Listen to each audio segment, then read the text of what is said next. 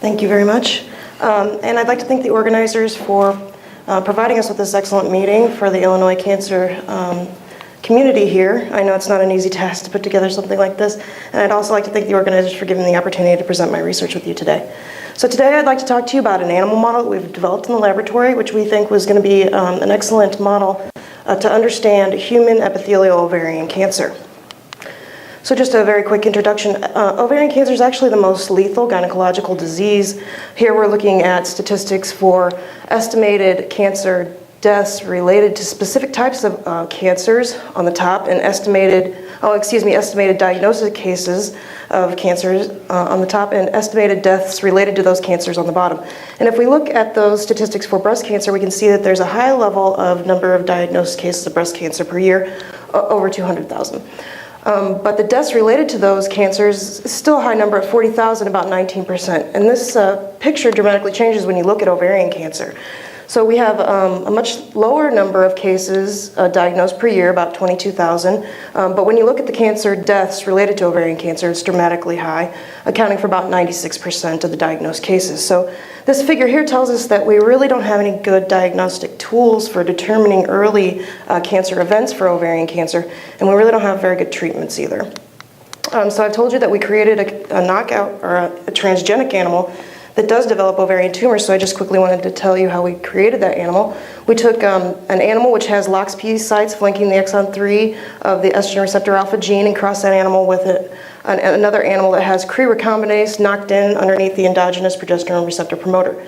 So the animal that we generated will have ER alpha disrupted in all cell types where progesterone receptor is expressed, and this conditional knockout animal is termed ER alpha DD for deleted.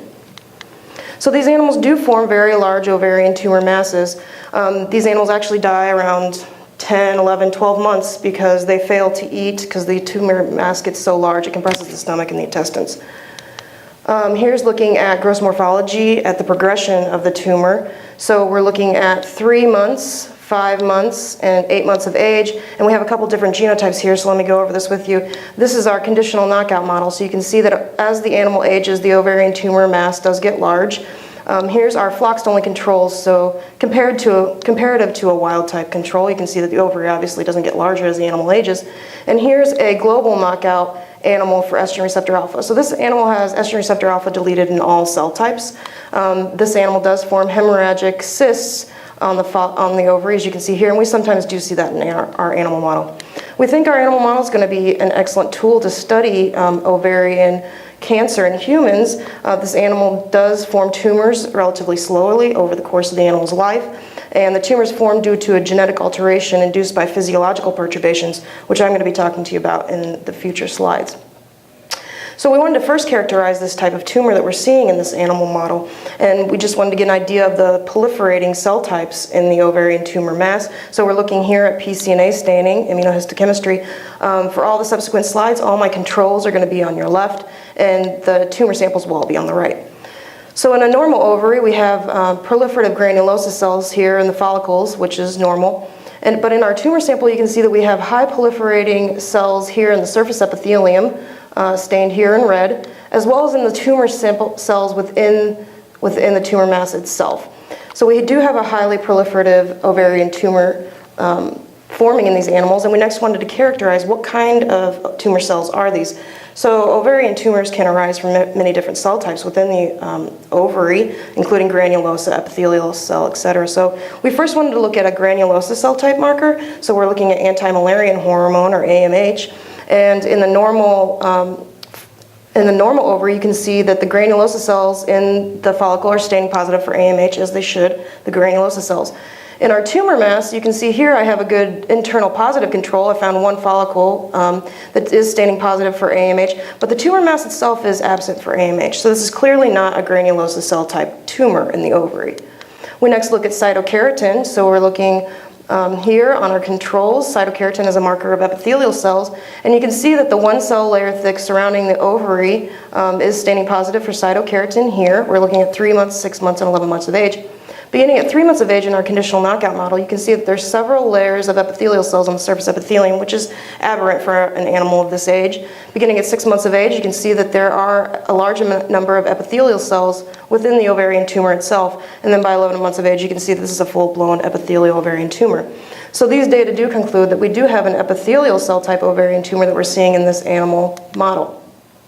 We next wanted to look at the molecular signature of this ovarian tumor that we're seeing in this animal. So we isolated mRNA from normal ovaries and our tumor samples and subjected them to microarray analysis.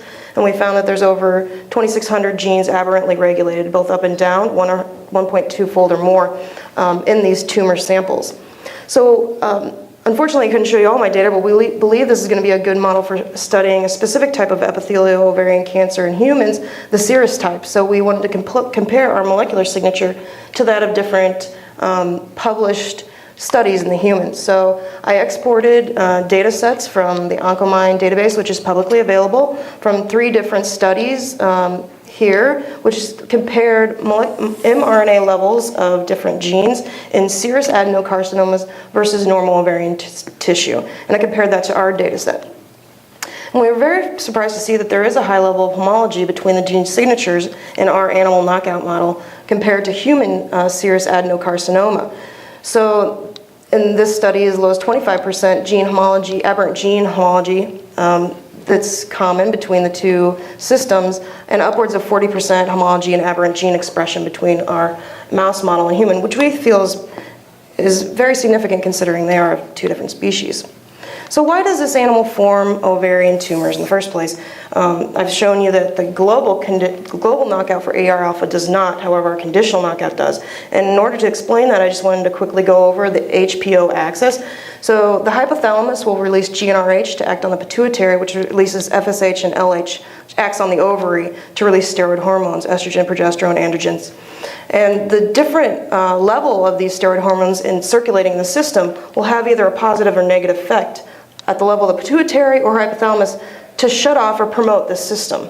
So if you have high estrogen, for example, estrogen will bind to an estrogen receptor at the level of the pituitary or hypothalamus and shut off the release of FSH-LH.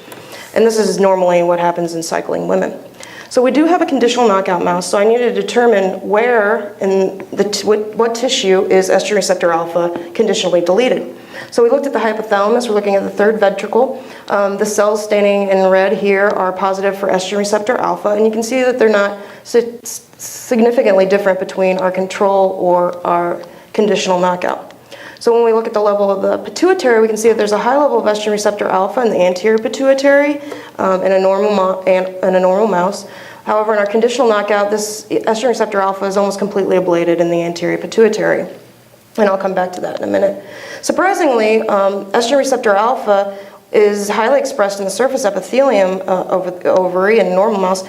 And we were surprised to see that this estrogen receptor alpha is intact in our mouse model. And we think that this estrogen receptor alpha is very critical for driving this tumorigenesis, which I'll follow up in the next couple of slides. But we turn next to this loss of estrogen receptor alpha in the anterior pituitary. And we hypothesized that this might be having an effect on the steroid hormone levels in this animal model. So we did a panel of serum hormone levels in these mice. They have very high levels of luteinizing hormone, no statistical difference in follicle-stimulating hormone, but very high levels of progesterone, testosterone, and extremely high levels of estradiol circulating in this mouse. And so we know that estradiol can be a driver of tumorigenesis in other systems, such as breast cancer. So again, we wanted to look and see, is estradiol driving the tumorigenesis that we see in this animal model? So estradiol is formed ultimately from cholesterol, just an overview of the steroid synthesis pathway from way back in biochem class. Uses a lot of different enzymes, but ultimately aromatase P450 is important for the last conversion from testosterone to estradiol. And so we wanted to look to see if aromatase is aberrantly expressed in this tumor. So at the mRNA level in whole tumor samples, you can see that there's about a 12-fold or 10-fold increase, in mRNA level of aromatase expression. And we wanted to look and see, well, what cell types are producing this aromatase and ultimately estrogen production. So we enzymatically digested these ovarian tumors and cultured them. So we're looking at co-localization here. The top 3 panels here are looking at cytokeratin in red as a marker of epithelial cells, P450 aromatase as those cells which have the ability to secrete estradiol, and then a co-localized here. So we can see that we have a clump of epithelial cells. They don't express aromatase. When you merge them, you can't see any overlap. However, the stromal cells, which we have marked here in Vimentin, and marked also with P450 aromatase, do co-localize. So it's actually the stromal cells within this ovarian tumor which are secreting high levels of estradiol. And so again, we have to ask the functional question, well, if it is secreting such a high level of estradiol, does it have any important effect in the production of this tumorigenesis? So we treated these animals with letrozole. You can see that the animals treated with letrozole have a decreased level of serum estrogen. However, no decrease in LH. So this treatment, which is a P450 aromatase inhibitor, is specific for modulating estrogen and not LH. Here's gross morphology of these animals. This is sham control, so a high tumor mass, and when you treat them with letrozole, the tumor burden is decreased, and this is the statistics here. So in the epidemiological data, a lot of studies that have been published do jive with our hypothesis that estrogen is driving ovarian tumorigenesis, and it's been reported in several different independent studies that women who are menopausal, perimenopausal, or postmenopausal who are given hormone replacement therapies, either estrogen alone or estrogen in combination with progesterone, do have an increased risk of ovarian cancer. And so in summary, I've shown you that a conditional deletion of estrogen receptor alpha in the HPO axis does lead to a loss of negative feedback of estrogen at the level of the pituitary, which increases steroid hormones, LH, progesterone, testosterone, and estrogen. We believe that it's actually the estrogen that's being formed in the ovarian stroma, which is acting on ER alpha and the surface epithelium to drive ovarian tumorigenesis. And we believe that this model is going to be a good model to study the serous type of ovarian epithelial cancer seen in human, which accounts for about 80% of what we see in human cases for ovarian cancer. And so with that, I'd like to thank my mentors, Indrani and Milan Bagchi. They've been extremely supportive of me in pursuing this research. I'd like to thank all of the Bagchi lab members who have been giving me great support in the project. I'd like to thank our pathologist collaborators, Dr. Hashikak and Dr. Tong, and then all the other collaborators for reagents and technical help. And I'd like to answer any questions that you may have.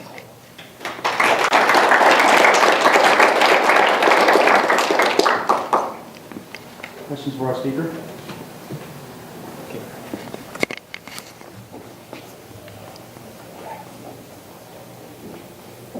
It's a very nice talk. Thanks. As you know, there's a lot of people now believe that high-grade ovarian cancers are originating in the fallopian tube, not in the ovary. So in your model, does your model metastasize? Does it appear to be high-grade tumors? We're thinking it's more likely of a low-grade serous adenocarcinoma. They do not metastasize. Currently, our hypothesis is that it needs another oncogenic insult for metastasis to occur, which is why we think it's going to be a valuable model to study early events in tumorigenesis. For the fallopian tube, yeah, I am aware of the studied literature for BRCA-mutated women being more susceptible to ovarian or tubule carcinoma and then metastasizing to the ovary. I did remove the oviducts of these animals, and there's no difference in tumor formation, so we think it's an intra-ovarian tumorigenesis event.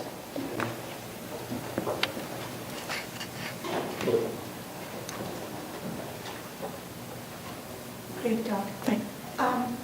Did you notice any differences in the hypothalamo levels of estrogen receptor alpha in normal versus knockout? In the hypothalamus? Yeah. Just by immunohistochemistry, we didn't notice any difference in the levels of protein of estrogen receptor alpha.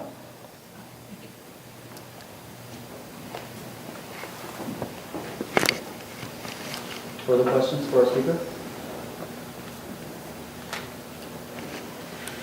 No, then let's take our seat. Thank you.